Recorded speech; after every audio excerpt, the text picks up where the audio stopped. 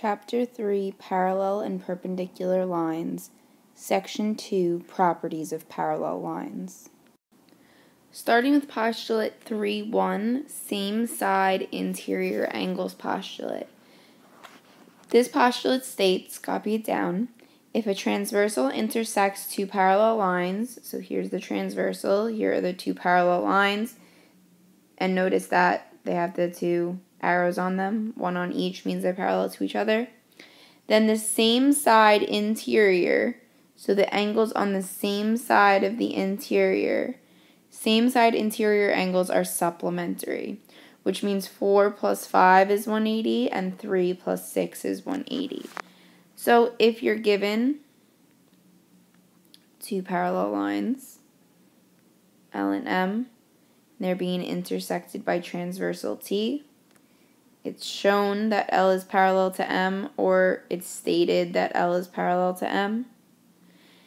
That means that if angle 4 is 60 degrees, that angle 5 must be 120 degrees.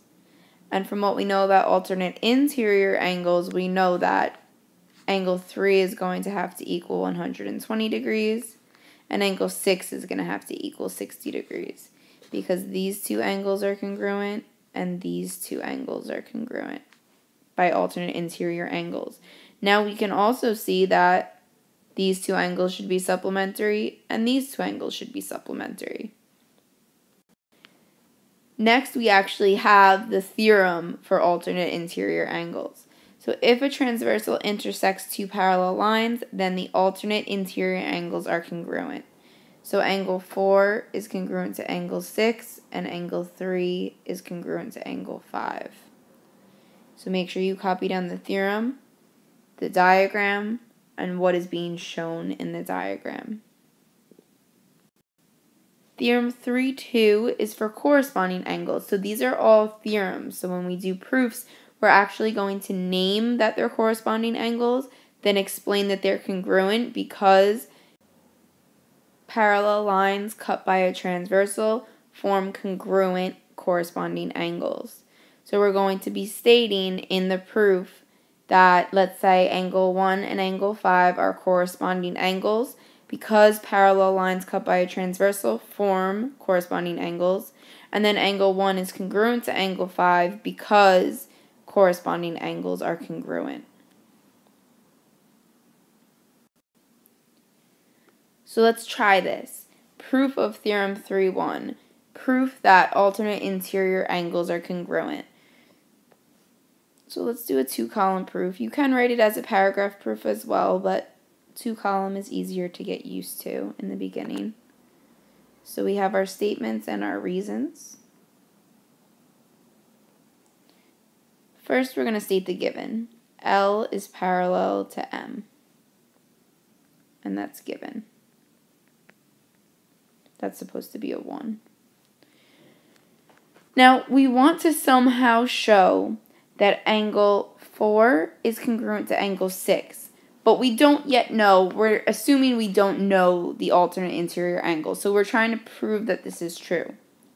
Well, since angle 4 and angle 3 form a straight line, line L, we can say that they're a linear pair. So angle 4 and angle 3 are a linear pair. Because adjacent angles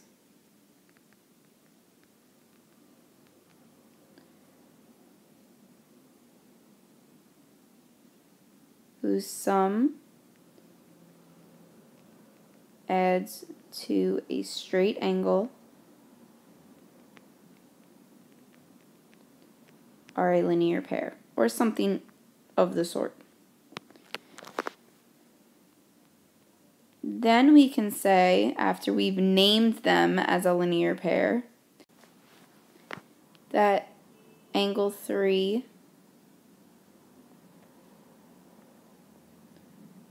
and angle 4 are supplementary.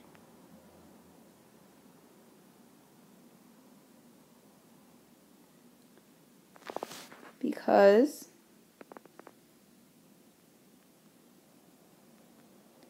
angles that form a linear pair are supplementary.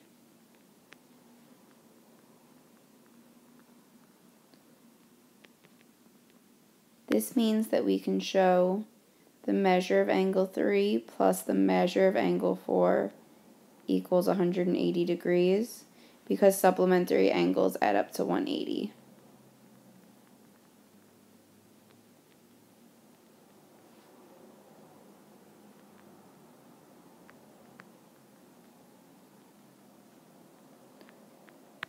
Now from here, we can see up here that we have angle 4 plus angle 3 is 180 degrees. We also have a postulate from this section. The same side interior angle postulate says that angle 3 and angle 6 must also be supplementary. So we're going to state that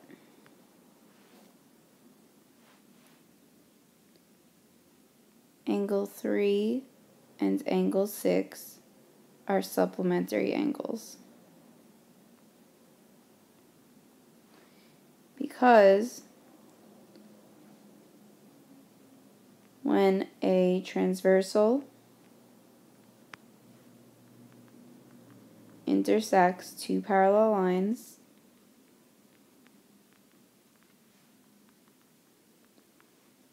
same side interior angles are supplementary. You can't just say same side interior angle postulate. You have to actually explain yourself. Since they're supplementary, that means that they add up to 180. So measure of angle 3 plus measure of angle 6 equals 180 degrees. Because supplementary angles add up to 180. Now, since 3 plus 4 is 180 and 3 plus 6 is 180, we can state that measure of angle 3 plus measure of angle 4 equals measure of angle 3 plus measure of angle 6 by the transitive property of equality.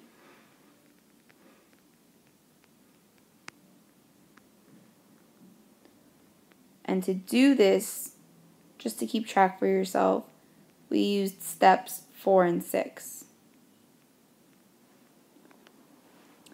Now by subtracting the measure of angle 3 from both sides, we get that the measure of angle 4 equals the measure of angle 6. So that was by the subtraction property of equality.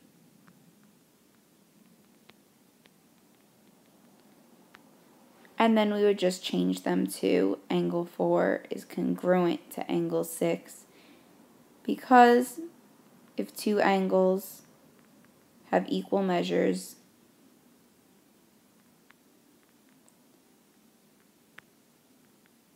they're congruent. And that would be the end of our proof.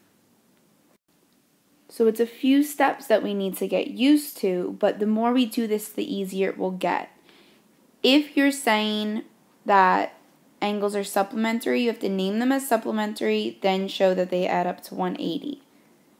If we're looking above here, when you just have in a picture angle 4 and angle 3, we just had them in the picture.